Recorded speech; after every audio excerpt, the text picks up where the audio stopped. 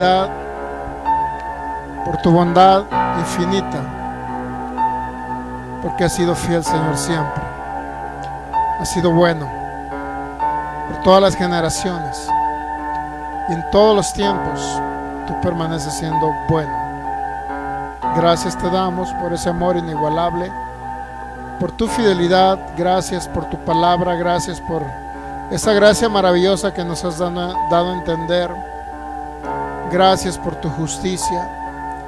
Gracias por tu reino eterno, ese gobierno de Cristo en nuestras vidas.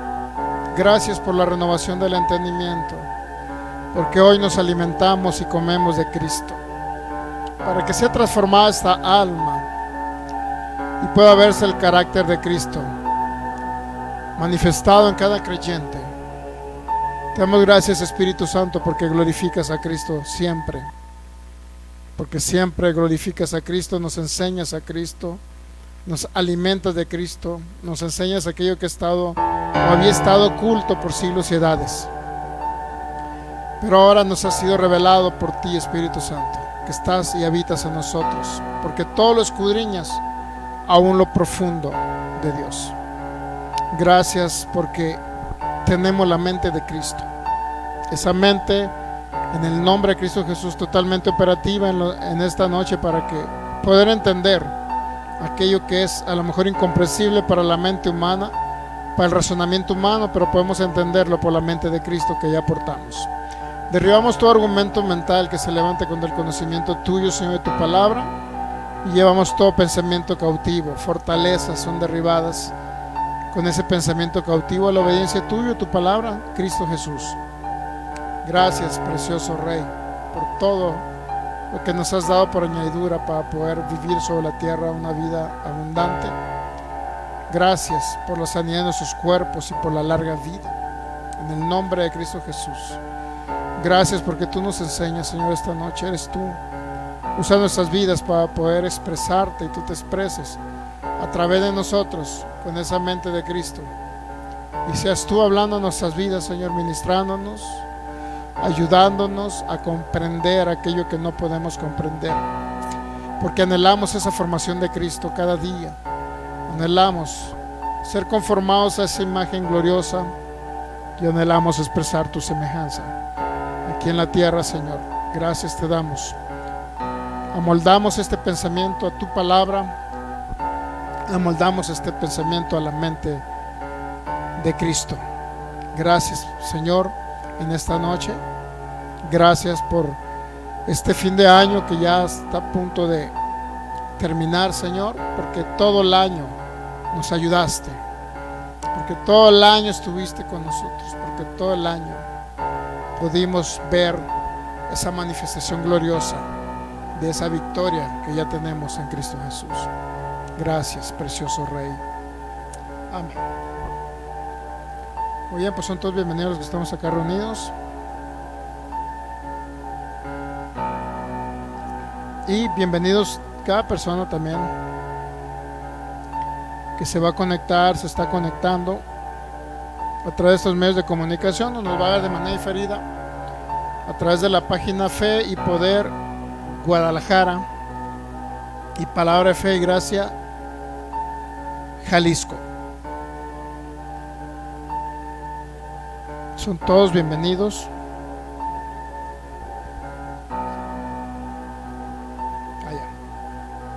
Ok, pues estamos transmitiendo directamente de Jalisco, México, para cada ciudad, población, donde nos vayan a ver de manera directa o diferida, a través también de los diferentes grupos, donde estamos ahí también interconectados. Les enviamos un saludo y un abrazo desde Guadalajara, Jalisco, México. Y bueno, estamos ya cerrando un año y esperamos, como siempre, que continuemos en esa gloriosa formación de Cristo para seguir avanzando en ese maravilloso evangelio de Jesucristo. Cada persona que nos ve de Sudamérica, Centroamérica y de los Estados Unidos, Norteamérica, le damos la más cordial bienvenida así como de cualquier persona que nos ve de cualquier otra ciudad, población o continente de habla hispana. Cada persona que nos ve de la República Mexicana, cada ciudad, población, estado, son bienvenidos. Un fuerte abrazo, bendecidos en Cristo. Y vamos a continuar con este tema que se llama análisis de la carta a los Hebreos. Muy bien, pues vamos a Hebreos capítulo 6, por favor. Versículo 17, vamos a ponerlo en pantalla, 17 al 19, por favor. Hebreos capítulo 6.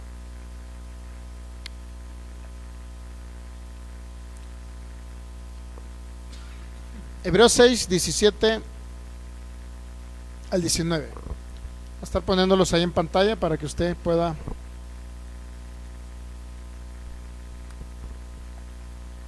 ¿Listos? Pues continuamos. Vámonos rápido en lo que aparecen los textos bíblicos en pantalla acá.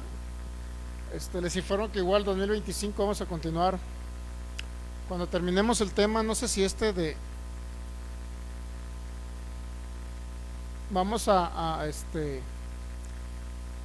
hacer un curso, que a lo mejor más adelante vamos a hacer una escuela de sanidad, pero vamos a hacer un curso de cómo sanar a los enfermos, un curso de el ministerio de sanidad a los enfermos, en los 3 dones de poder, fe, milagros y sanidades, para que Dios use sus vidas también y no crea que es para unos cuantos super ungidos el hecho que Dios use nuestras vidas para que se vea ese poder manifestado en sanidad y milagros, porque es necesario que todo ministro también opere en ello, todo ministro debe operar en ello. Hebreos 6:17, por lo cual, queriendo Dios mostrar más abundantemente a los herederos de la promesa la inmutabilidad de su consejo, interpuso juramento, para que por 2 cosas inmutables e incambiables, que son la promesa y el juramento, es decir, la palabra juramentada, para que por 2 cosas incambiables es imposible que Dios mienta. Imposible que Dios mienta. Hebreos capítulo 6, versículo 19.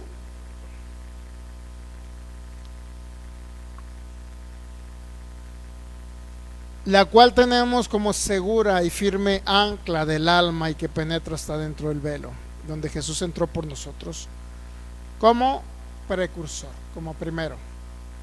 Muy bien, la idea de este tema entonces es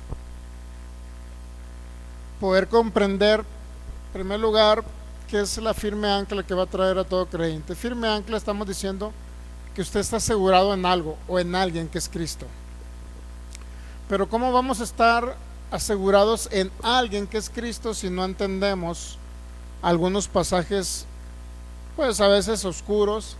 El libro de los Hebreos, la verdad es que nunca se me vino a la mente poder analizar este libro o esta carta en su totalidad, por lo cual estamos haciendo texto por texto para entenderlo mejor y a fin de cuentas concluir con Hebreos capítulo 6, 17 y 18, esa ancla del alma que se les prometió, esa seguridad en la cual estaban ellos reafirmados o afirmados en Cristo, esa firme ancla basada en un pacto que Dios hizo en la eternidad y que se lo mostró a Abraham en sombras, tipos y figuras, esa promesa que la juramentó Dios a través del derramamiento de sangre de un cordero. Eso es lo que va a traer una firme ancla a nuestra alma. Por ello estamos básicamente analizando esta carta o este libro de los Hebreos. La finalidad principal es que pueda crear en ustedes una seguridad firme en algo, que ustedes estén reafirmados y sean inconmovibles, su alma sea inconmovible. ¿Entendemos?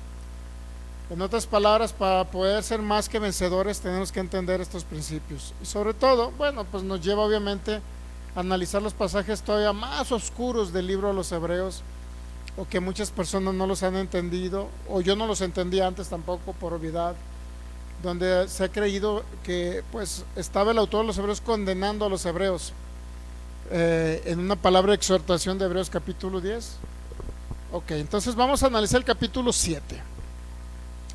Capítulo 7, versículo capítulo 7, versículo 1. Bueno, vamos a leer el capítulo 5, versículo 10, para saber dónde se quedó el autor, ¿no? Hebreos 5:10. Y fue declarado por Dios sumo sacerdote. Ya entendemos el contexto histórico y cultural y político, ¿no? El trasfondo cultural político que había en la época. Ya lo entendemos, para no tener que repetirlo en cada enseñanza, ¿no? La persecución, que eran niños en Cristo, no habían madurado, no entendían gracia, no entendían justicia, tenían doctrinas falsas como darle una exaltación a los ángeles más que a Cristo, de un Melquisedec futuro que venía a redimir a la humanidad. Guardaban la ley de Moisés, hacían sacrificios de animales, hacían continuamente obras muertas de arrepentimiento, continuamente sacrificando animales, imponiendo las manos sobre corderos y declarando el pecado de ellos, etcétera. En otras palabras, eran una joyita estos hebreos, ¿no? Contrario a lo que el apóstol Pablo había enseñado. Hebreos capítulo 5, versículo 10. Y fue declarado por Dios sumo sacerdote según el orden o la línea. Eso significa orden o línea de Melquisedec. Y fue declarado sumo sacerdote según el orden de Melquisedec. Entonces llega el 11, Hebreos 5:11, perdón. Y acerca de esto tenemos mucho que decir. ¿Y qué dice el autor a los Hebreos? Mucho que decir y difícil de qué? De explicar, por cuanto os habéis hecho tardos para oír. Entonces, acerca de esto, de todo lo que venía hablando en los versículos anteriores, Jesús superior a la palabra del antiguo pacto, Cristo Jesús superior a los ángeles, Cristo Jesús superior a Melquisedec, Cristo Jesús superior a Aarón, a Moisés, Cristo Jesús superior al Shabbat, al séptimo día. Y ahora entramos en el tema vamos a continuar con el mismo tema, Cristo Jesús, el sacerdocio del Hijo, Cristo. Entonces en el 11 acerca de esto tenemos mucho que decir. Al parecer cambia un poquito el tema y empieza a hablar otras cosas, de ciertas exhortaciones que da. Llega el capítulo 6, que es el que vamos a analizar al final de la serie, y por último llega el capítulo 7 y retoma otra vez el sacerdocio de Cristo, pero simbolizado por un personaje llamado Melquisedec. Versículo 1, Hebreos 7:1, por favor. ¿De qué se trata el capítulo 7 de los Hebreos? Primero, el capítulo 7 es fundamental en la comprensión de la figura de Melquisedec y su relación con el sacerdocio de Jesucristo. En el capítulo 7 de los Hebreos se desarrolla una teología sofisticada que coloca a Jesús como un sumo sacerdote superior, siguiendo el orden o la línea de Melquisedec, distinto al sacerdocio levítico, ¿ok? Entonces, si es así, entonces Cristo es sumo sacerdote designado por Dios, capaz de empatizar con las debilidades humanas. Es él la fuente de salvación eterna, intercesor ante Dios y perfectamente santo, sin necesidad de realizar sacrificios para purificarse, sacerdote eterno, inmutable y mediador del nuevo pacto. Eso es lo que vamos a comenzar a analizar en el capítulo 7. Ok, capítulo 7, versículo 1. Melquisedec era o es o fue un tipo de Cristo. Presentación de Melquisedec como rey y sacerdote. Hebreos 7:1. Porque este Melquisedec, rey de Salem o de Shalom, no rey de paz, que es lo mismo, sacerdote del Dios Altísimo, que salió a recibir a Abraham, que volvía de la derrota de los reyes, y le bendijo. Es importante entender, como lo dice el autor de los Hebreos en el capítulo 7, que el menor es bendecido por el mayor, o el mayor bendice al menor. ¿Qué comparativa está sacando el autor de los Hebreos? Que los hebreos tenían como personaje a Moisés, esencial para la fe de ellos, y también tenían como esencial para la fe de ellos su padre Abraham, porque Abraham lo llamaban padre. ¿Qué quería darle a entender entonces el autor a los hebreos? ¿Qué les quería explicar? Bueno, que si el mayor, Melquisedec, que es un tipo de Cristo, bendijo al menor, que es Abraham, significa que es superior.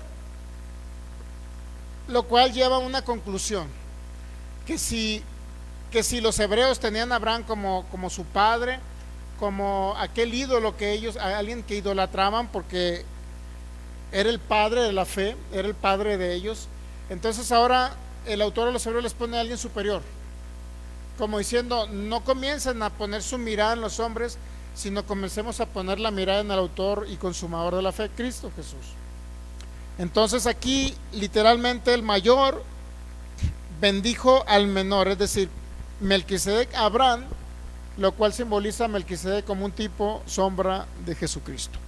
Hebreos capítulo 7, versículo 2. A quien asimismo dio a Abraham los diezmos de todo, cuyo nombre significa primeramente Rey de Justicia y también Rey de Salem, esto es Rey de Paz.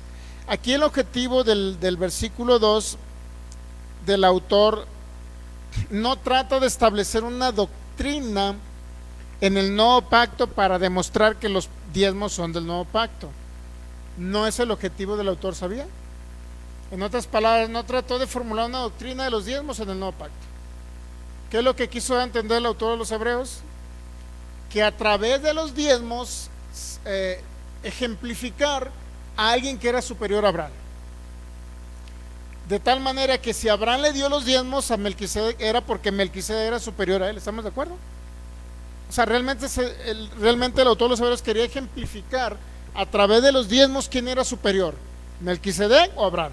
Melquisedec tipo de Cristo o Abraham. ¿Sí entendemos eso? No quiso establecer una doctrina del diezmo para que diezmaran en el nuevo pacto, aunque sabemos que en el nuevo pacto todo es de él, ¿no? Si usted se sube, es que voy a dar el 10%, pastor, espéreme, es que todo es de Cristo, ¿no? ¿Quiénes somos nosotros? Administradores de esa riqueza. ¿Sí captamos? Somos administradores de esa riqueza. Por obviedad todo le corresponde a él. Así es que en el nuevo pacto no se habla de porcentajes, se habla de un corazón generoso, entendiendo que todo es de él. ¿Sí? Por lo cual el que se limita a dar el diezmo es porque todavía tiene un concepto demasiado limitado acerca de quién es Dios y acerca de lo que Dios puede manifestarle como provisión. Ok, aquel que se sujeta y alega que el diezmo es para el nuevo pacto, perdón, que el diezmo no es para el nuevo pacto, es una persona que simple y sencillamente no quiere dar, no quiere colaborar con el propósito eterno ni con el reino. ¿Entendemos? Entonces Hebreos 7 no es para establecer una doctrina del diezmo, es para dar un ejemplo del autor de los Hebreos, qué tan grande era aquel Melquisedec que se representaba a Cristo, tan grande era que Abraham tuvo que darle a él los diezmos. ¿Sí entendemos? ¿Sí? Ok. Ahora, ¿por qué se los dio a Abraham? Como un acto de ¿qué? De reconocer superioridad. Entonces, cuando usted a Cristo le da una parte de lo que él le dio, porque todo es de él, ¿qué representa esto? ¿Qué simboliza? Que usted está reconociendo a alguien superior a usted. ¿Sí? Por obviedad, en el nuevo pacto, le digo, habla la Biblia en segunda carta de los Corintios 9, de 8 y 9, un corazón generoso. Vea las enseñanzas del pastor Kenneth, hemos estado compartiendo, véalas las últimas, cuando habla de generosidad. Le recomiendo que las vea. Me ha ministrado mucho ese tipo de enseñanzas acerca de finanzas en el nuevo pacto. Muy bien. Entonces no trata el autor de establecer una doctrina del diezmo, sino de hablar de una superioridad, acerca de que era más superior Melquisedec porque representaba a Cristo, era un tipo de Cristo, era una sombra, aunque unas personas hablan, a eso se le llama, hay una palabra que se llama teofanía. La palabra teofanía significa que muchos creían realmente que era Jesucristo manifestado en carne, en Melquisedec. Es decir, muchos dijeron, es que es el ángel de Jehová manifestado, por eso Abraham le dio los diezmos. Otros dicen es que era Jesucristo que se ve manifestado por primera vez, encarnado y manifestado al hombre. Pero no es ninguna de esas cosas, Cuando se habla de Melquisedec, que no tiene genealogía, no tiene ni principio ni fin, eso lo único que simboliza es que no se conoce más de Melquisedec. No se supo si fue papá si tuvo hijos o no tuvo hijos, si tuvo esposa o no tuvo esposa. Es simple y sencillamente alguien que apareció en la historia, ¿me entiende? Pero no necesariamente es Cristo, o sea, no es Cristo. Pero sí simboliza, representa, es un tipo de Cristo, una sombra del Cristo eterno. Versículo 3. Hebreos 7:3. Descripción de Melquisedec como un hombre sin genealogía y eterno. Sin padre, sin madre era este hombre, obviamente, nos quedamos en eso, ¿no? Sin padre, desde el versículo 2, a quien asimismo dio Abraham los diezmos de todo, cuyo nombre significa primeramente rey de justicia, rey de Salem, rey de paz, esto es rey de paz, sin padre, sin madre, sin genealogía, es decir, sin genes, no tenía descendencia, en otras palabras, y no se conoció su descendencia, de donde él provenía, sin genealogía, ¿qué más? Que ni tiene principio de días ni fin de vida, sino hecho semejante a quién. ¿Se da cuenta? Semejanza, ¿de quién era semejante Melquisedec? Semejante a Cristo, ¿ya? Pero no era Cristo, ¿entendemos? No era Cristo manifestado en carne, para que me entienda, era una semejanza de Cristo. Permanece para siempre, permanece sacerdote para siempre. En ese sentido, cuando se habla de genealogía, significa, esa palabra sin genealogía, significa alguien de cuya descendencia no hay constancia, o no se encontró un registro de sus antepasados, significa que es eterno, pues. Por eso él era, Melquisedec era una semejanza de Cristo. Melquisedec era una semejanza de Cristo. ¿Entendemos esa parte? Por lo mismo, porque si Melquisedec era una semejanza de Cristo, entonces significa que es alguien que no tiene descendencia, no viene ni una genealogía humana, no tiene genes humanos. Por eso es semejante al Hijo, porque Jesucristo, ¿cuántos saben que no tiene genealogía humana? Aunque en Mateo capítulo 1, Lucas capítulo 1, ¿de qué se habla? Genealogía de Jesucristo, dice el subtítulo ahí, ¿va? ¿De dónde nació? Pues de la descendencia de José. ¿De dónde venía José? Pues desde Adán sacan una genealogía, pero eso es para manifestar a él según la carne de donde venía. En otras palabras, nació de una virgen, pues para que usted me entienda. Nació en un seno de una familia israelita. Eso es lo que representa la genealogía, pero no porque tenga naturaleza, digo más bien, no porque tenga genes humanos, aunque tuvo naturaleza humana, pero no genes humanos. Es muy diferente. ¿Sí entendemos esa parte? No tuvo genes, o sea, Jesucristo no tiene genes humanos, pero sí tuvo naturaleza humana, es muy diferente. ¿Sí? En otras palabras, él no lo engendró ni carne ni sangre, pues. No lo engendró carne y sangre. Solamente se depositó en el vientre de Marian, solamente se depositó un embrión. Es todo lo único que sucedió, ¿no? Porque fue engendrado el Espíritu Santo, ¿no? Ok. Entonces eso significa, sin genealogía, significa alguien que no tiene, es eterno. Eso quería representar el autor de los Hebreos, para que no pusieran ya su mirada en Abraham, ni pusieran su mirada en la descendencia de Leví, de donde venía Aarón, los cuales oficiaban en el templo bajo la ley. Ellos eran los sacerdotes bajo la ley, los sumos sacerdotes, que oficiaban y entraban al lugar santísimo. Ahora hay alguien más poderoso que un simple mortal, porque este sacerdote permanece para siempre, porque es inmortal. ¿Sí? Ok. Hoy va a entender algunos conceptos muy importantes. Hebreos capítulo 7, versículo 4.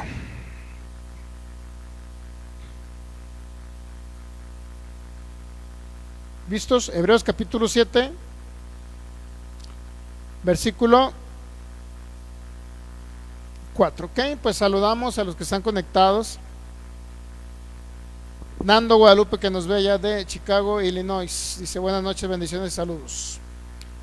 Saludamos también al pastor Federico Lara, que está acá en Portland, Oregon. Dice saludos, estimado pastor y familia.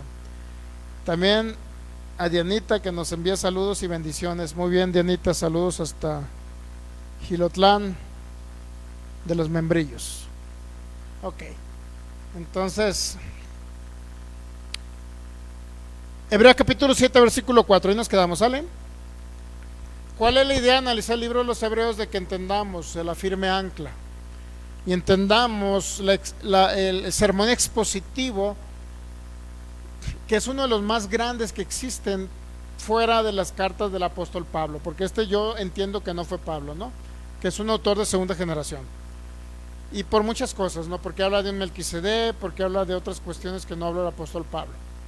Entonces, lo que nosotros entendemos entonces que es un sermón expositivo, hablando de la supereminencia y la superioridad de Cristo sobre todo.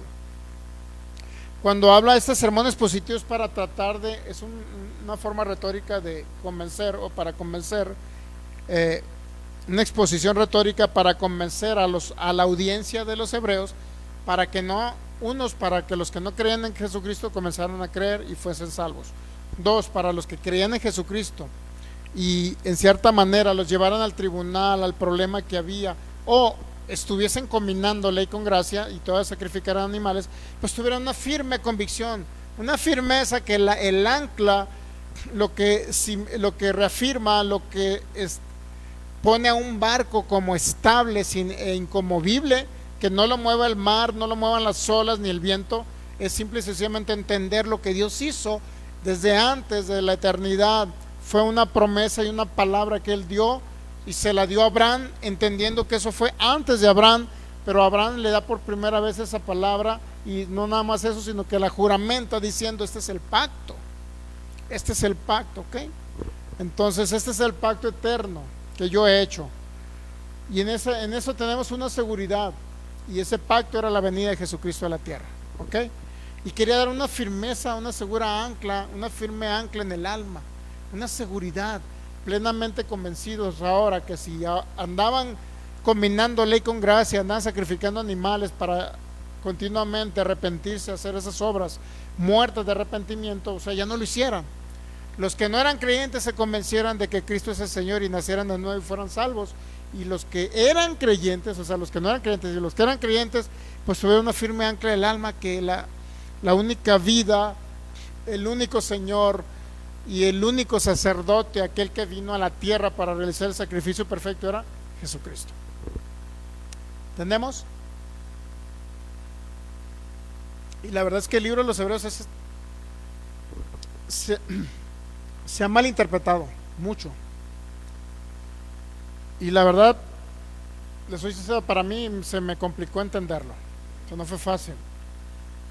Se me complicó entenderlo, pero gracias al Espíritu Santo pues nos da ese entendimiento. Y han salido muchas doctrinas del libro de los Hebreos, muchas doctrinas han salido, sobre todo condenando a la gente al infierno. Pues muchas doctrinas se han hecho. Entonces pues yo creo que era necesario poder hablar acerca del libro de los Hebreos y analizarlo exhaustivamente, y hacer este análisis explicativo, entendiendo este sermón que este hombre de segunda generación, este creyente judío de segunda generación, fue una exposición magistral la que hizo en el libro a los Hebreos. Hebreos capítulo 7 versículo, ¿dónde nos quedamos? En el 4, ¿verdad? Aquí va a hablar de la grandeza de Melquisedec, demostrada por los diezmos que le dio a Abraham. 7:4. Considerad pues cuán grande era a quien aún Abraham el patriarca dio los diezmos del botín. Porque dice a quien aún Abraham le dio los diezmos. ¿Por qué cree dice a quien aún? Está hablando de la grandeza de Melquisedec, ¿estamos de acuerdo? ¿Por qué? Porque representa a Cristo. Pero dice a quien aún Abraham. ¿Qué significa un Abraham? Como un tipo de excepción. Es como si dijésemos esto, ¿no?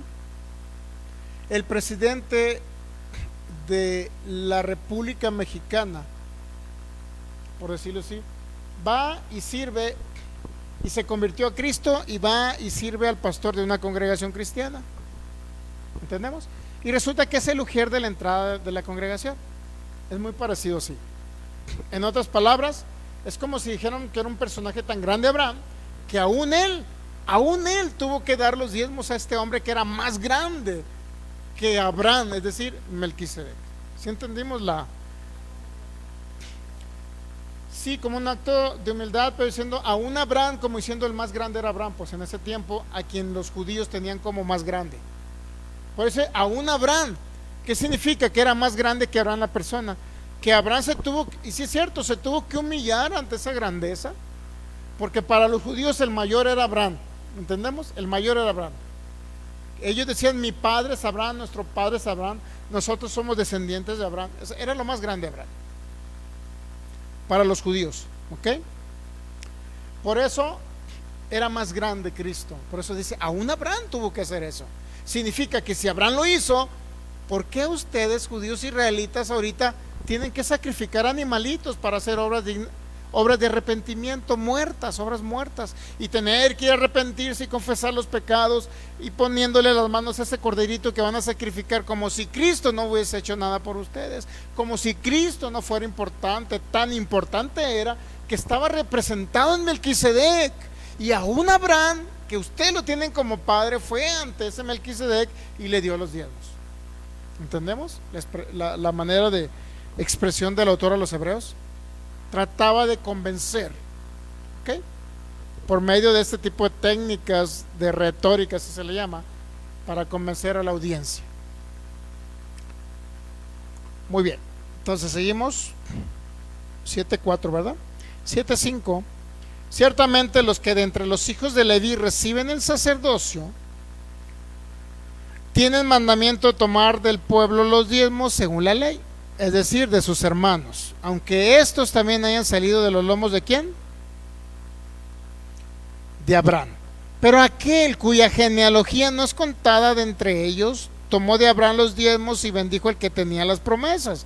Fíjese, ¿por qué no venía de la genealogía aquel? ¿A quién se refiere aquel? A Jesucristo. ¿Por qué no venía la genealogía de Leví? ¿Sabe quiénes eran los encargados para ejercer el sacerdocio? Los de la tribu de Leví. En ellos estaba Aarón. De la tribu de Leví nada más se dedicaban a eso, a ejercer el sacerdocio y ser mediadores entre Dios y los hombres para realizar los sacrificios, para expiar los pecados temporalmente del pueblo de Israel. ¿Quiénes eran los encargados? Los levitas.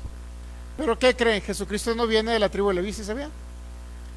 Entonces, imagínense, para los hebreos a quien se les escribió el libro, imagínense, era como una bomba para su cerebro.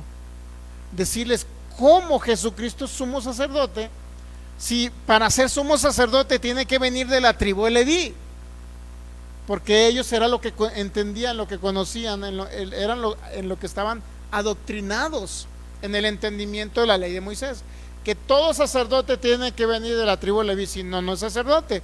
De repente sale uno que viene de la tribu de Judá, ¿entendemos? Digo, hablando de la carne, pues, según la carne. De repente alguien que viene de la tribu de Judá, ¿cómo es posible que sea sacerdote o sumo sacerdote? ¿Sí entendemos ahora la idea del autor a los hebreos? Entonces, pero Hebreos 7:6, pero aquel cuya genealogía no es contada entre ellos tomó de Abraham los diezmos y bendijo al que tenía las promesas. El autor hace una analogía, una comparación, que los levitas por mandamiento toman los diezmos del pueblo de sus parientes, y que tanto el pueblo como los levitas descienden de Abraham.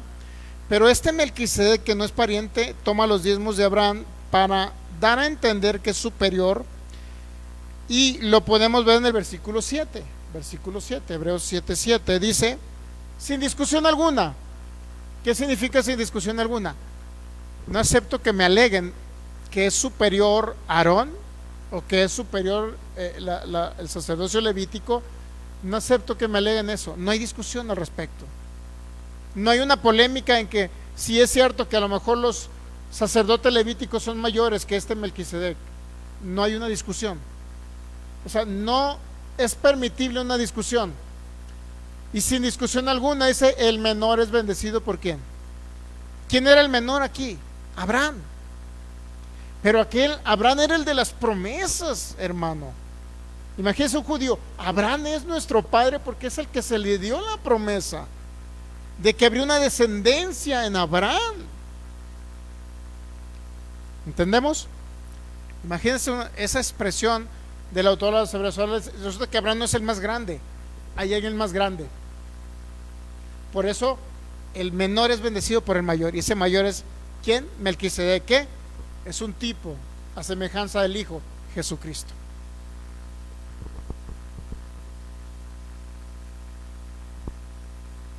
Hebreos capítulo 7, versículo 8.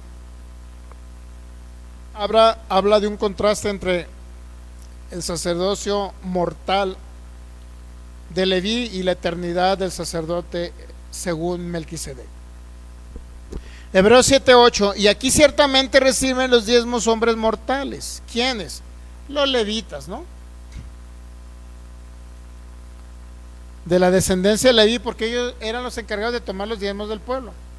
Era la tribu que se dedicaba a ejercer el sacerdocio. ¿Ok? El sacerdocio se refiere pues a hacer todo lo que se refiere a la cuestión del templo, en este caso el templo de Salomón, el templo de Jerusalén, y hacer todos los sacrificios de animales, entrar al lugar santísimo, aunque ya en ese tiempo ya el arca del pacto literalmente había desaparecido, prácticamente había desaparecido, pero estaban otros símbolos ahí que se usaban en el tabernáculo, pero eran de la tribu de Leví quienes se encargan de realizar todos esos actos ceremoniales, pues.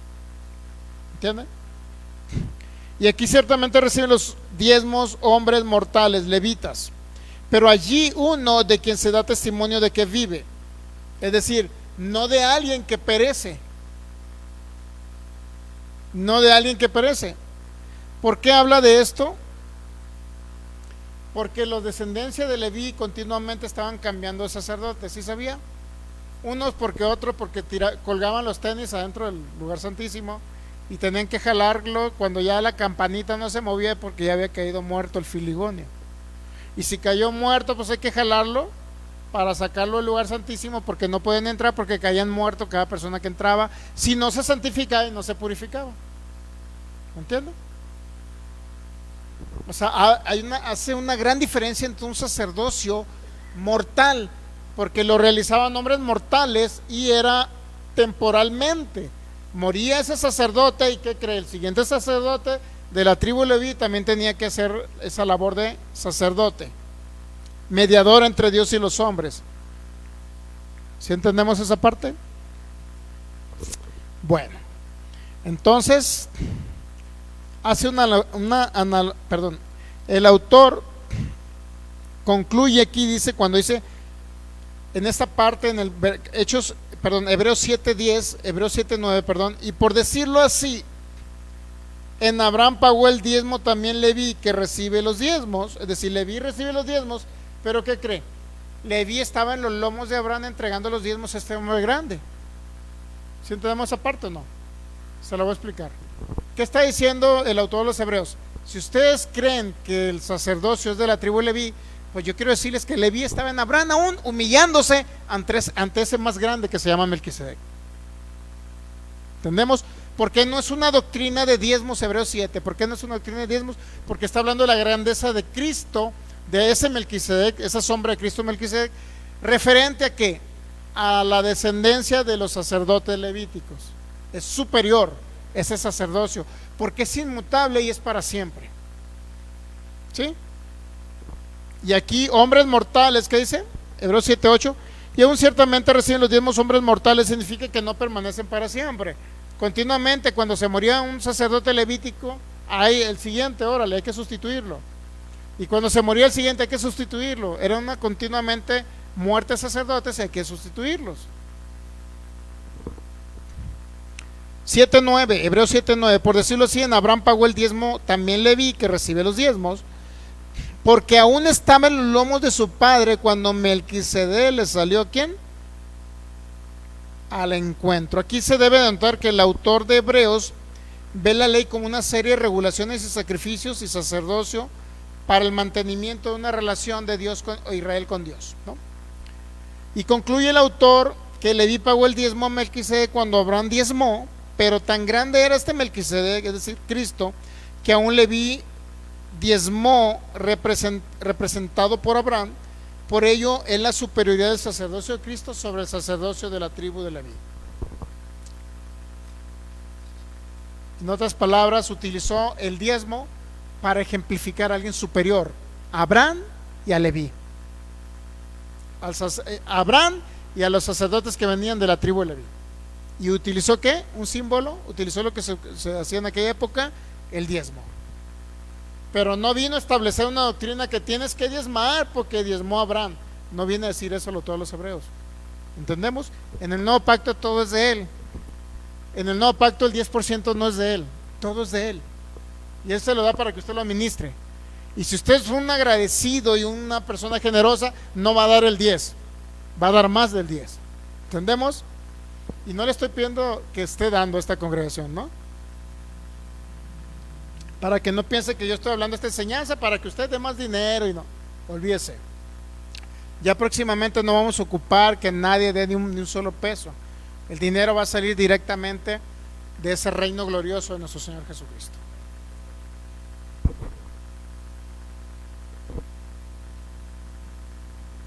¿Ya?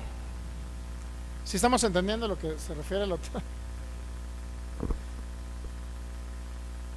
Ok, bueno, continuamos.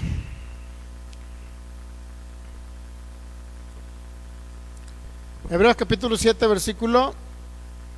Nos quedamos en el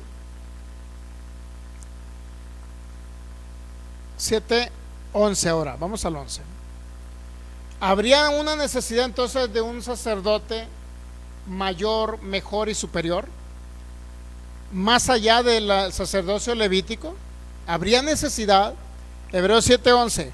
Sí, pues la perfección fuera por el sacerdocio levítico, porque bajo él recibió el pueblo la ley, ¿qué necesidad habría aún de que se levantase otro sacerdote según la línea, el orden o la sombra o el tipo de Melquisedec, y que no fuese llamado según el orden de Aarón? ¿Habría alguna necesidad? Por supuesto que habría una necesidad. Por supuesto que era necesario que se levantase otro. ¿Por qué? Porque el sacerdocio levítico fue solamente una sombra, tipo y figura del verdadero sacerdocio o del verdadero sacerdote que es Jesucristo. ¿Entendemos? Claro que había una necesidad. Por eso les pregunta a los hebreos de esa época: si la perfección hubiese sido por el sacerdocio levítico, que iba y entraba al lugar santísimo con la sangre derramada de corderos para expiar el pecado del pueblo de Israel, entonces ellos hubiesen sido perfeccionados, no necesariamente perdonados, porque tenían perdón durante un año después de realizar este acto sacrificial. Le eran perdonados los pecados temporalmente por un año, es decir, eran cubiertos los pecados nada más, perdonados con un tipo de perdón temporal. ¿Por qué? Porque se derramaba la sangre de un cordero que tipificaba a Cristo. Pero eso no los hacía perfectos, porque no los hacía nacer de nuevo, no recibían la vida de Cristo, no se unían al Espíritu de Cristo, no eran una nueva creación. Ese sacerdocio no hizo una nueva creación, solamente cubría el pecado y había un perdón temporal de pecados. ¿Sí lo entendemos? Si la perfección fuera por el sacerdocio levítico, ¿qué necesidad habría entonces de que se levantase otro sacerdote según el orden o la línea o el tipo de Melquisedec, y que no fuese llamado según el orden? ¿Qué necesidad? En otras palabras, si los sacrificios que hacían los sacerdotes levíticos perfeccionaron al pueblo, ¿para qué queremos a Cristo? ¿Entendemos? Es lo que les está diciendo. ¿Para qué quieren a Cristo? ¿Por qué? Porque los hebreos estaban sacrificando animales, haciendo obras muertas de arrepentimiento, nuevamente confesando sus pecados y expiando el pecado temporal que Cristo ya les había quitado. O sea, imagínense, Cristo me quitó el pecado. Ah, no, pues tengo que sacrificar otro borreguito para que obtener el perdón de pecados temporalmente, cuando Cristo ya me lo quitó. ¿Sí entendemos? Cristo me lo quitó. Imagínense que yo fuera de la descendencia de Leví, que fuera israelita, pues, que tuviese genes de allá, ¿no? Y que ahora yo creo en Jesucristo, pero que yo viví en aquella época, pero no nada más creo en Jesucristo, sino que creo que tengo que arrepentirme y derramar la sangre de un corderito. Entonces, si la sangre del corderito me perdona mis pecados, estoy entendiendo que Cristo no me los perdonó y no me los quitó. ¿Sí me entiende? Por eso el autor de los Hebreos es muy enfático en ese sentido. Hay un sacerdote superior que vino a realizar, y él mismo entregó la ofrenda, que fue el mismo, para realizar un único sacrificio y perfecto, para quitar los pecados, no nada más perdonarlos, sino quitar esa naturaleza de pecado, para que ahora ya usted no tenga que hacer obras muertas de arrepentimiento y nuevamente tener que irse a arrepentir allá donde van a sacrificar el animal y derramar la sangre, y otra vez hay que ir a confesar los pecados sin poner las manos sobre el animalito, otra vez hay que hacerlo. O sea, ya un sacerdote que lo hizo eternamente y para siempre. ¿Sí captamos? Ahora, ¿no se le hace una similitud esto a cuando en algunas iglesias cristianas evangélicas le dicen a los hermanos, a ver, ¿cómo se portaron toda la semana? Dígame, ¿qué anduvo haciendo de malo? Y luego le recuerdan al hermanito, híjole, es que me llevé viendo La Reina del Sur. Dios mío, vi a Kay de Castillo con paños menores. Imagínense el hermano, ¿no? Y ándale, pecador. Entonces, hermanos, pásenle al altar nuevamente, arrepentidos y llorando, derramando lágrimas, porque el altar lo ponen acá enfrente, ¿no? Y le ponen hasta un colchoncito para que se hinquen. Ándele, pase acá al altar, hermano, y arrepiéntase. Y el hermano llorando porque vio la Kay del Castillo y vio La Reina del Sur, y llorando el hermano ahí, arrepentido de sus pecados, y el pastor poniendo la mano, sí, Filigonio, te perdono, Filigonio. Sí, Filigonio, ya cálmate, ya no llores más, tus pecados te son perdonados. ¿Sabía que hay iglesias cristianas así? A mí me tocó pertenecer en la ciudad de Mazatlán, Sinaloa, una iglesia cristiana donde tenían su, ¿cómo le llaman esos? ¿Cómo le llaman en la católica? Unos que ponen unos banquitos así con, ¿cómo? Sí, pero no otros que ponen cuando un banquito cuando va a la quinceañera o la boda y se hincan al frente. ¿Cómo se llaman esos banquitos? Banquitos para hincarse, pues.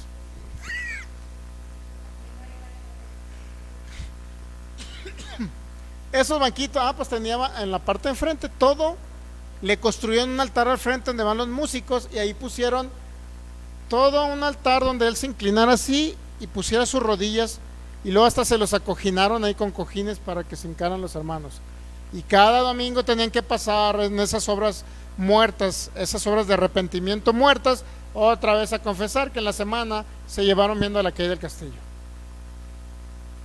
¿No se le hace una similitud a lo que hacían los hebreos?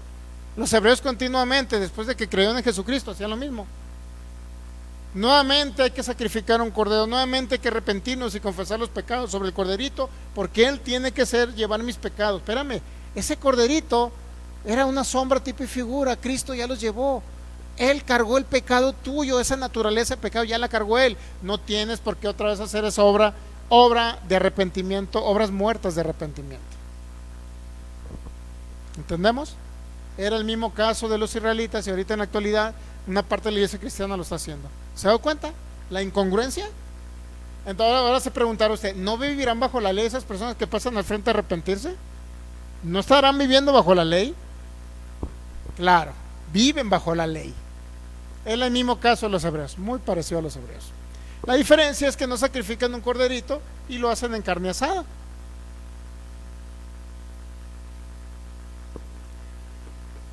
Y qué mala onda, ¿no? Que vengan a arrepentirse al frente y no traigan el corderito para que hagan ese día carne asada y le den de comer al pastor. No. Sería ideal, ¿no? Si se pasan al frente a arrepentirse, pues que de una vez traigan, aunque sea una gallina, algo, para que la hagan asada y que el pastor coma, ¿no? Bueno, estamos dando ideas. Capaz que al rato van a salir con ese tipo de cosas, ¿no? Mándeme.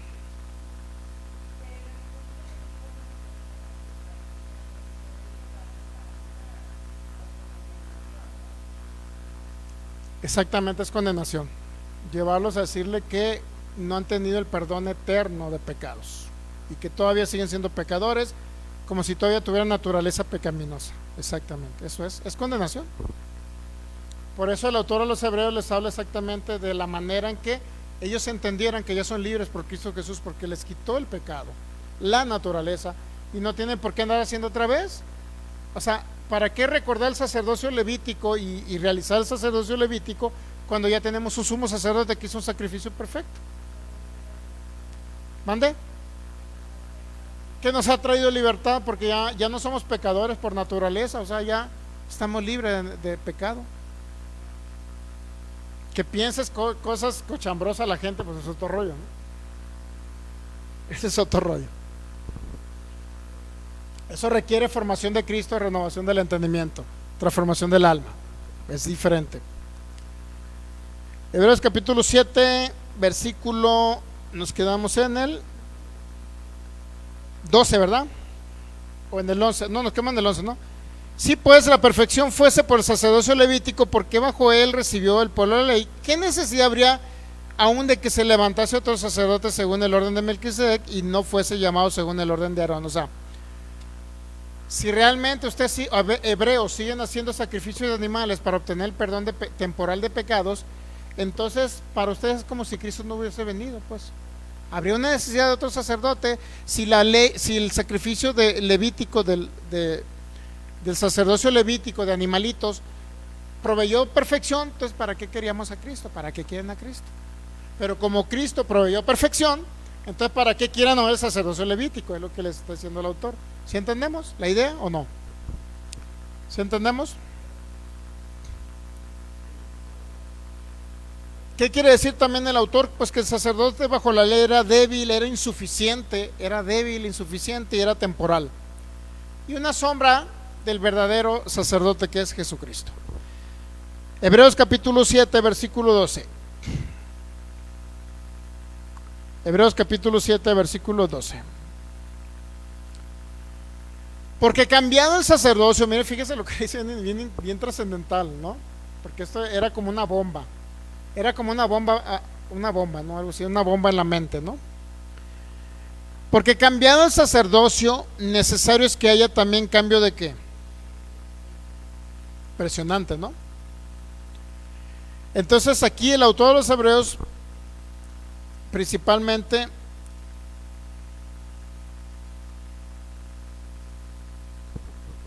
en otras palabras, si hay cambio de sacerdocio y ya no es el levítico, sino es Cristo, o Melquisedec como un sombra tipo de Cristo, como sumo sacerdote. Entonces, si ahorita ya no está en operación el sacerdocio levítico, porque ya no se tienen que sacrificar animalitos bajo la ley, sino que ahora se hace a través, o lo hizo Cristo a través de su sacerdocio, que sacrificó al Cordero perfecto, que él fue el mismo. Entonces, ¿para qué guardar una ley para expiar pecados si ahora ya está el sacerdocio perfecto, ya lo ejecutó Cristo? ¿Cambiar el sacerdocio que era necesario? ¿Cambiaron la ley, sí o no? ¿Y qué significa cambiar la ley? ¿Que era aplicable para los hebreos? ¿Para la iglesia de Cristo nacido de nuevo era aplicable? Ni para hebreos ni para gentiles. Porque usted ya está en Cristo, ¿qué necesita? Usted no necesita sacrificio. O sea, la ley ¿sabe que la ley se tiene que cumplir toda? Si usted dice que voy a guardar los 10 mandamientos, pero no sacrifica animales, está violando la ley. ¿No? Digo, si va a guardar la ley, tiene que sacrificar animales, uno. Si va a guardar la ley y usted no es judío, está violando la ley. A ver, yo le pongo, ¿es israelita usted? Entonces, si usted quiere guardar la ley, está violando la ley porque no era para usted. Si usted quiere guardar los mandamientos para portarse bien y no sacrifica animales para expiación de los pecados y obtener un perdón temporal de pecados, también está violando la ley. O sea, guardar la ley significa que sacrifique animales y nos invite a la carne asada. Ya que comamos a gusto todos, la congregación, le vamos a decir: gracias Filigonio, gracias hermano por invitarnos, pero este sacrificio no le sirvió para perdón de pecados, con permiso, nos vemos. Con la panza llena, ¿no? Pero ¿qué cree, hermano? Siga sacrificando corderos para que se arrepienta, porque el siguiente domingo, en 15 días, queremos otra carne asada de cordero. Ya usted sacrifica el cordero, impone las manos, hacemos todo el ceremonial.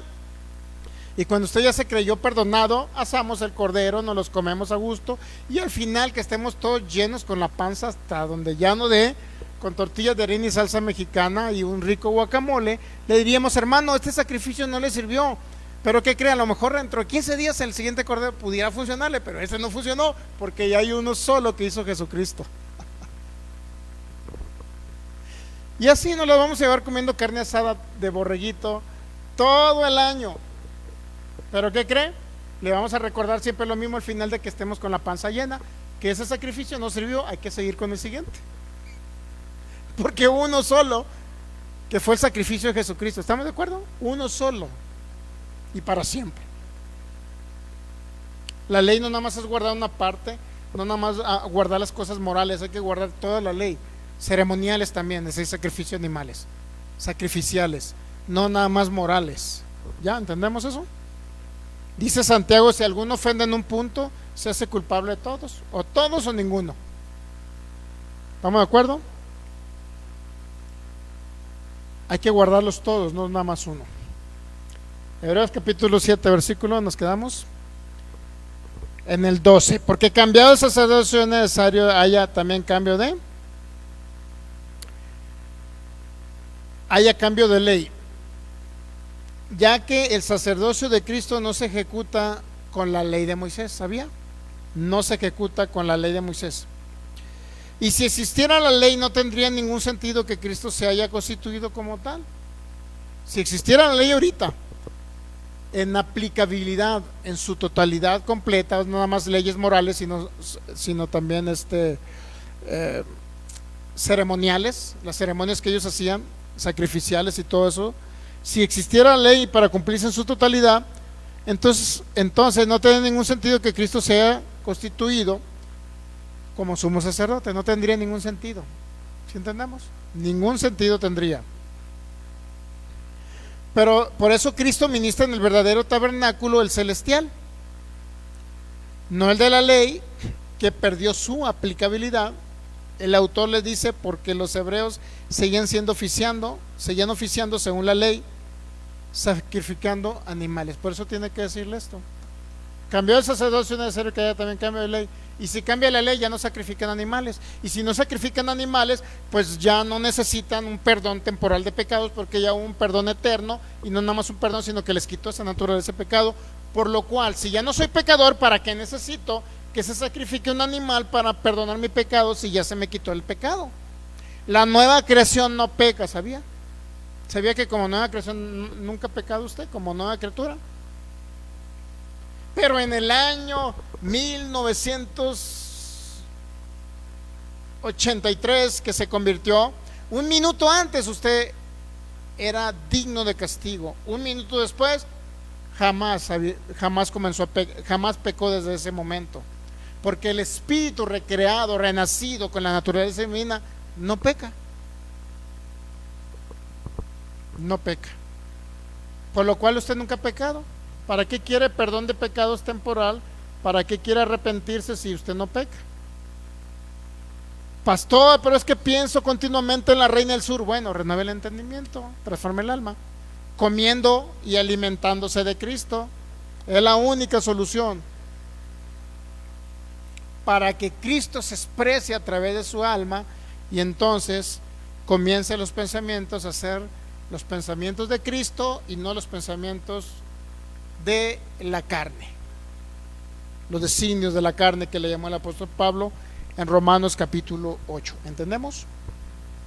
Está muy interesante el libro de los Hebreos, muy interesante cuando lo leemos en su contexto. A mí me apasiona, me está apasionando, porque antes ni lo tomaba en cuenta, ¿no?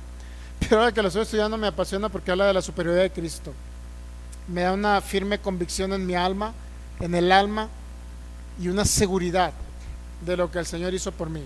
Y también me da un corazón agradecido hacia lo que Él pagó por mí, todo lo que tuvo que hacer, humanizarse para venir a ser sumo sacerdote y sacrificarse a sí mismo. Imagínense qué maravilloso es esto. Entonces, cambiar el sacerdocio, ¿era necesario el cambio de ley, sí o no? Porque si la ley estuviera vigente ahorita, se tenían que sacrificar animales. Pero ¿qué cree? Ahí les va. personas que eran evangélicos se convirtieron al judaísmo mesiánico. ¿Pero qué cree? Quieren guardar la ley, con la diferencia que no hacen sacrificio de animales. O sea, póngase a pensar, si los judíos ortodoxos que vienen en Jerusalén, por ejemplo, aquellos que son descendientes o tienen sangre israelita, no sacrifican animales, ¿usted cree que sí sabe que no sacrifican animales ya desde el año 70 para acá? Sabe que no sacrifican, ¿verdad?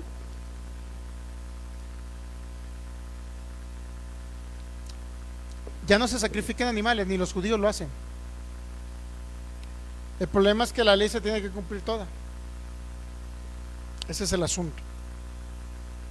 Entonces, si se cambió el sacerdocio levítico por el sacerdocio de Cristo, entonces era necesario también un cambio de ley. Porque si no había cambio de ley, pues ¿cómo que Cristo vino? Cristo no oficia bajo el orden levítico, Cristo no oficia bajo el sistema de ley, Cristo oficia en el tabernáculo celestial, donde Él presentó su ofrenda una vez y para siempre. Hebreos capítulo 7, versículo 13 al 14. Jesucristo viene de una tribu diferente, y aquel de quien se dice esto, es decir, Cristo, es de otra tribu de la cual nadie sirvió en el altar, es decir, de la tribu de Judá. Porque manifiesto es que nuestro Señor vino de la tribu de Judá, de la cual nada habló Moisés tocante al sacerdocio. Si Cristo hubiese sido sacerdote según la ley, no hubiese podido porque era de otra tribu, ¿sabía?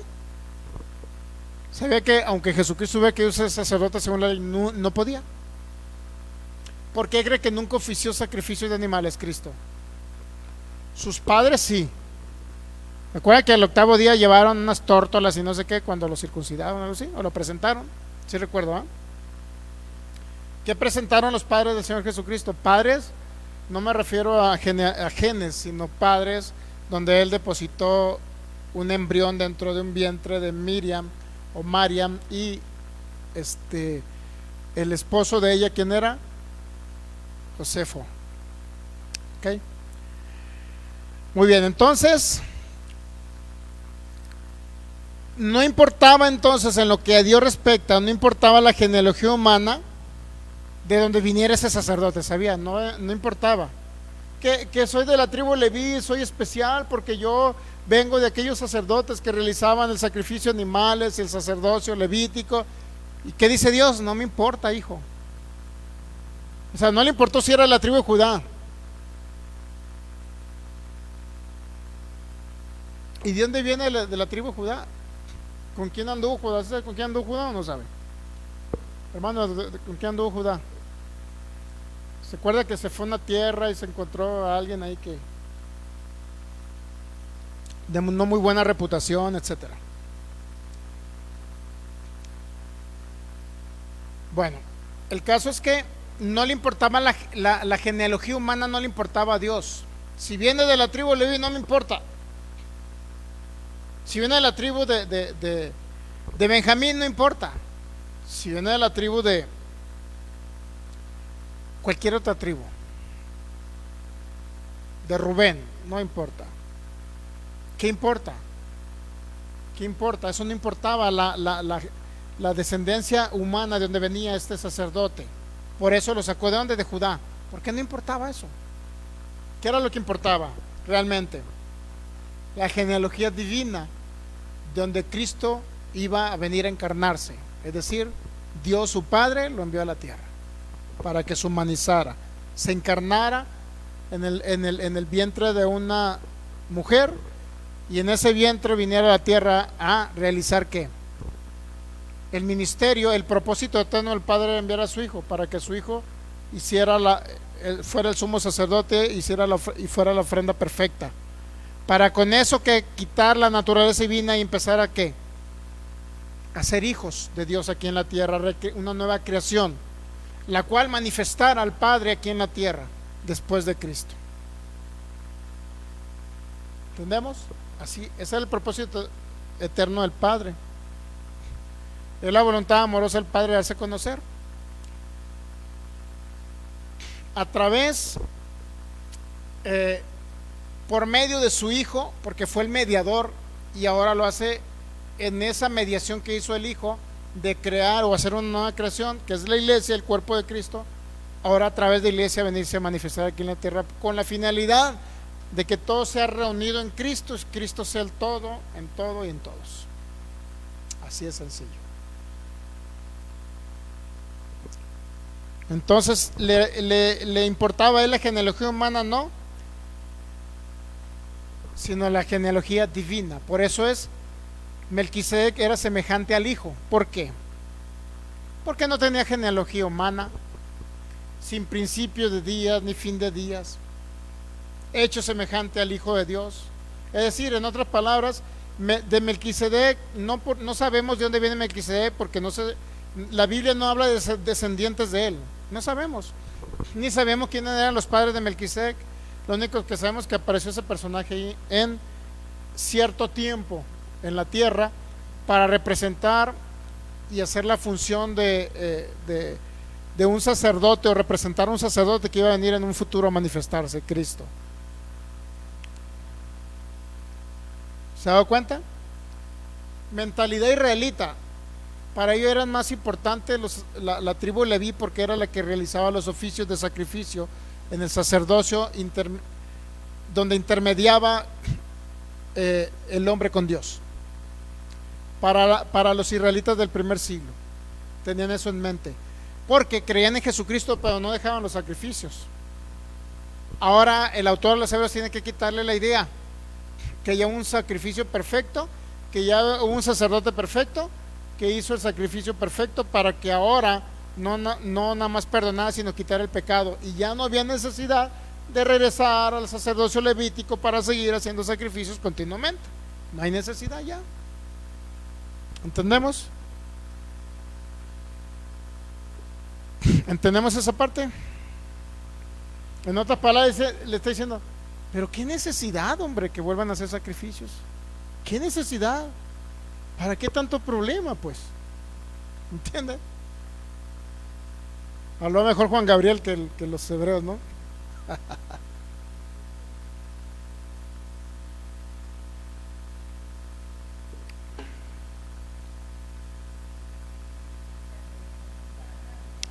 Sí, ¿verdad? Pero bueno, esas palabras eran más sabias que las que estaban realizando los israelitas, ¿no? No había necesidad. El autor dice, no, ¿qué necesidad hay que se levante tu sacerdote? ¿Para qué se meten en problemas en el ámbito espiritual si ya hay un sumo sacerdote? Hebreos capítulo 7 versículo 15, creo que ese nos fue la hora, ¿no? ¿Sí?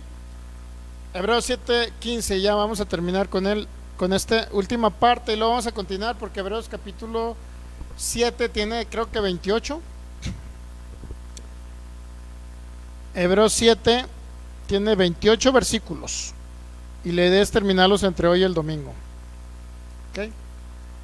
Hebreos 7, 15, prácticamente estaremos llegando a la mitad, ¿no? La idea es analizar todo el libro de los Hebreos versículo por versículo, para que usted entienda todo el contexto de por qué algunas palabras se dijeron a los hebreos del autor, que es de segunda generación, y entender por qué ciertas frases que yo le denomino como expresiones o palabras o textos muy oscuros, que para muchos es difícil entender. Pero cuando entendemos la intención del autor de los Hebreos, podemos ver que sí es cierto, era un sermón expositivo donde la supremacía de Cristo era sobre todo, y también exhortativo en el sentido de que les hablaba. Esto es exhortación, diciéndoles, oye, ya la ley no está. Si cambias de sacerdotes porque hay un cambio de ley, ¿no? ¿Y cuál es la respuesta? Pues obvio. Entonces esas son palabras exhortativas para decirles ahora, oye, ¿para qué sacrifican animales? Ya tienen a Cristo. Ya Cristo ya lo hizo. No sacrifiquen animales, ya Él se sacrificó a sí mismo. ¿Para qué? ¿Qué necesidad? ¿Ya? Hebreos 7, ¿qué? ¿Nos quedamos? 15, del 15 al 17 y concluimos y seguimos el próximo domingo. Hebreos 7:15. Y esto es aún más manifiesto si a semejanza de Melquisedec se levanta un sacerdote distinto, no constituido conforme a la ley de mandamientos acerca de la descendencia, sino según el poder de una vida indestructible, pues se da testimonio de él: tú eres sacerdote para siempre, según el orden de Melquisedec. ¿Qué está repitiendo el autor a los Hebreos? El Salmo 110, versículo 4. Está haciéndole referencia a algo que ellos ya entendían o conocían, que eran los salmos. Salmo 110, versículo 4. Eran muy repetitivos en sus oraciones de Shabbat los salmos. Por consecuencia, los salmos, los profetas. Por consecuencia, ahora les está recordando uno de los salmos que ellos repetían continuamente. ¿Cuál es el salmo ese? Donde hablas: tú eres sacerdote para siempre. Tú eres sacerdote para siempre. Juró Jehová y no se arrepentirá. ¿Qué significa juró Jehová y no se arrepentirá? ¿Qué significa juró? Ahí está el juramento, ¿se da cuenta? Juró de que única y exclusivamente iba a haber un solo sacerdote, eterno, inconmovible, un solo sacerdote. No se arrepentirá, sí, porque era el sacerdote que tenía que hacer el sacrificio perfecto, la mediación perfecta entre Dios y los hombres. El único sacerdote que iba a reconciliar a Dios con el mundo, el único sacerdote que iba a traer la paz. Ya no iba a haber guerra, ya no iba a haber distanciación, ahora iba a unir al mundo en un solo espíritu, con el espíritu de Cristo, para traer una reconciliación con el Padre. Y nuevamente el Yahvé Hashem del Antiguo Testamento, ahora en lugar de esos nombres iba a ser Padre de aquellos que vinieran a acercarse nuevamente a Él por medio o a través de Jesucristo. ¿Se da cuenta? No se arrepentirá. Tú eres sacerdote para siempre. Ahora yo le pregunto, ¿cuál es el sacerdocio entonces real? ¿El de Jesucristo o el de la tribu de Leví? Ahora, era complicado convencer a los israelitas del primer siglo de esto, ¿sabía? Era complicado hacer. O sea, usted lo dice: sí es cierto, Cristo. Pues sí, pero para ellos era difícil entenderlo. ¿Sí? Era muy complicado cambiarle la mentalidad esa. Complicado. Por eso eran palabras exhortativas, era un lenguaje retórico para convencerlos de alguien superior a el sacerdocio levítico. 7:16. Nuevamente el 7:15 y el 7:16 lo vamos a leer en la Biblia en lenguaje sencillo. Dice: ese sacerdote es diferente porque no fue elegido por ser miembro de una familia determinada, sino porque vive para siempre, es decir, una vida inmortal. Por eso cuando Hebreos 7:16 en la Reina Valera 60 dice que este sacerdote no fue constituido conforme a la ley de mandamiento acerca de la descendencia, sino el poder de una vida indestructible, está hablando que no viene de la descendencia de Leví, sino viene él a través de un simbolismo, a través de una línea, a través de algo que se marcó en Melquisedec como una sombra, tipo y figura. Alguien que no tiene ni principio ni fin de días, el alfa, el omega, el principio y el fin. Alguien que no viene de una descendencia humana, Jesucristo. ¿Entendemos? Este no viene de una familia natural, no viene de la tribu de Leví, no viene de una familia natural. Este vive para siempre, según el poder de una vida indestructible. Significa que vive para siempre, que es inmortal. El sacerdocio de Cristo es inmortal. El sacerdocio bajo la descendencia de Leví era mortal porque se sustituía continuamente los sacerdotes, pero este es inmortal, eterno. ¿No nos da una firme seguridad eso?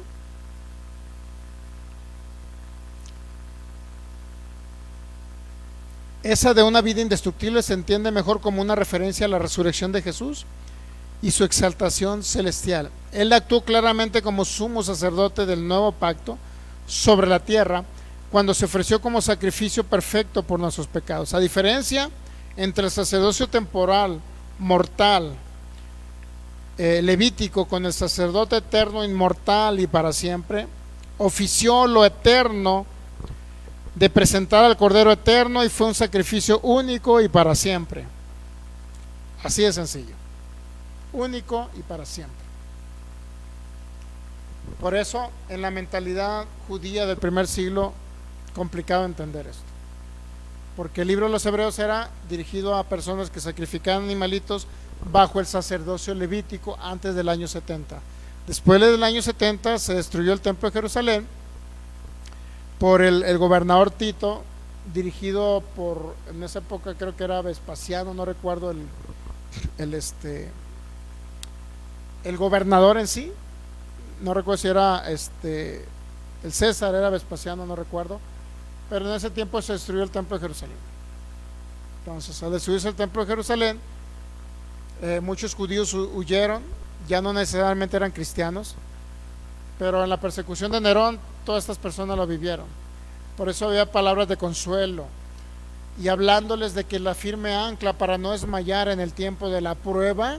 ¿Cuál era la prueba? Que lo llevaban a los tribunales y los quisieran matar. En ese momento de esa situación complicada, ¿qué cree? Deben de tener una firme ancla y una seguridad en quién han creído. Y esa firme ancla y esa seguridad en quién han creído, pues se va a demostrar cuando lo lleven en los tribunales, porque si usted nunca creyó, pues va a negar a Jesucristo, ya lo que quiere decir que nunca nació de nuevo. Y si no nació de nuevo, Hebreos 10:26 dice que hay entonces son los que pecan voluntariamente porque se les predica de Cristo, nunca reciben a Cristo, nunca confiesan a Cristo, nunca creen en Jesucristo, por lo cual hay una horrenda expectación de juicio, porque ya no van a regresar con los cristianos, van a salvar su vida temporalmente, pero la van a perder en la eternidad. Se da cuenta, todo tiene sentido. El libro de los Hebreos, en la carta de los Hebreos, todo tiene un sentido. Y obviamente pues sí tiene que ser revelación del Espíritu Santo, por lo cual entendamos este libro. No es tan sencillo entenderlo, ¿verdad? Que no es sencillo. Le digo, a mí se me complicó bastante pasajes como Hebreos 6, pasajes como Hebreos 10. Entender el contexto, entender la historia.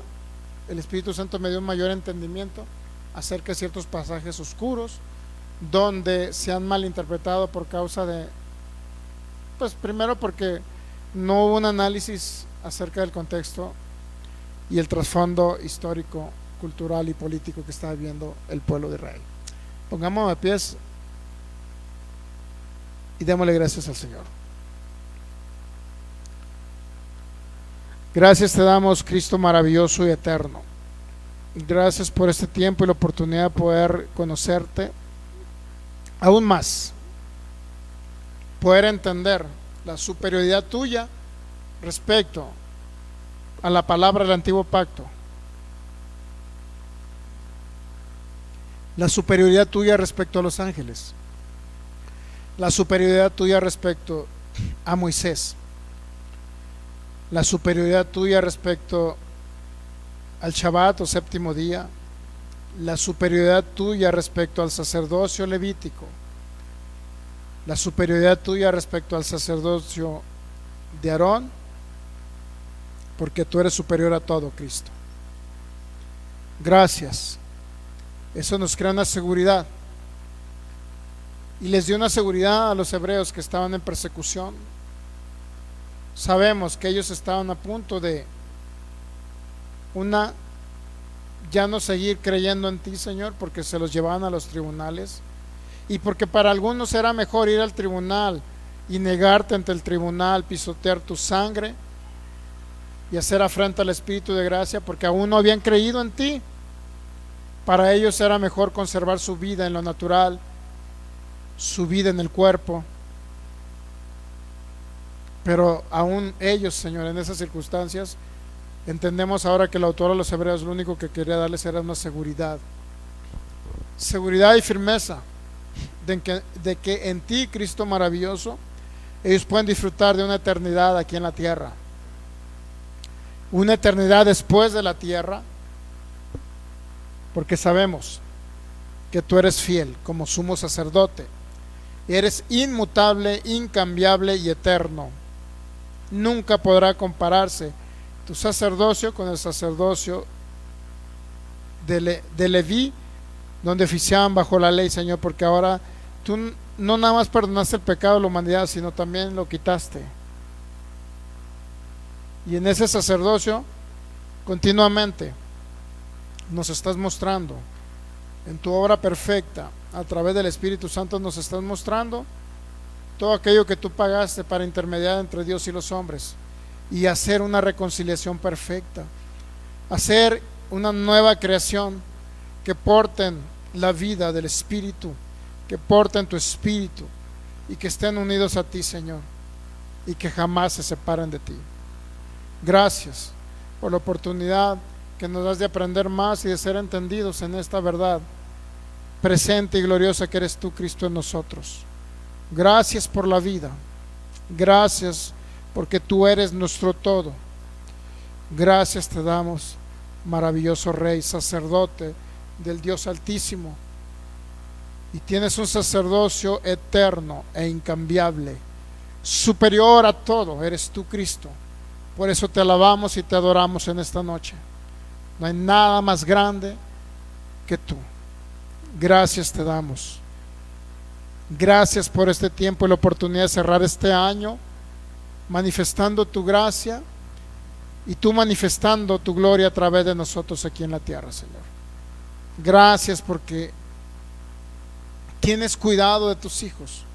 Por causa de tu propósito, tú tienes cuidado de nosotros, porque sabes que somos colaboradores de tu propósito, pero también porque somos personas que podemos expresar tu vida y tu naturaleza a esta humanidad que te necesita. Gracias, Cristo. Gracias, Padre. Gracias, precioso Espíritu Santo, en Cristo Jesús. Amén. Vamos a darle un fuerte aplauso al Rey. Aplauso al Rey de Reyes. Muy bien, pues saludamos a todos los que estuvieron conectados, a Rosalba Morales, también acá de Los Ángeles, California. Un abrazo, que estuvo acá conectada. Al pastor Federico Lara, y no sé quién más estuvo conectado ahí. No sé quién más estuvo conectado. Michelle, apóyame ahí. De los que estuvieron conectados, y a lo mejor comentan, después veo sus comentarios y ya no les mandé saludos. Pastor Federico Lara, Nando Guadalupe también, que estuvo acá de Chicago, Illinois. Dianita Gastelum también, que estuvo conectada. Un abrazo para ustedes. Les enviamos un saludo, y aquella persona que no tenga Cristo en su corazón, en su vida, que no haya nacido de nuevo, solamente comience a creer en su corazón y hablar con su boca y decirle: Jesucristo, tú eres mi Salvador, mi Señor y mi Dios. Y aquel que esté enfermo, creemos en el nombre de Cristo Jesús que el poder del Espíritu Santo está disponible para usted, creyendo que por las heridas de Cristo Jesús fuimos nosotros sanados. Reciba la sanidad de su cuerpo en Cristo Jesús, sea libre de toda enfermedad en Cristo Jesús, y reciba ese maravilloso regalo de la sanidad en su cuerpo en Cristo Jesús. Amén. Muy bien, quedamos despedidos. Próximo domingo, les recuerdo, transmisiones a las 12 del mediodía, y el otro viernes igual a las 7, bueno, el día de hoy fue a las 7:40, 7:35 por ahí, estamos realizando las transmisiones. Les esperamos por acá. Si tuviese oportunidad de compartir esta enseñanza, si fue de utilidad para usted, la puede compartir. En Cristo Jesús nos quedamos despedidos. Un fuerte abrazo.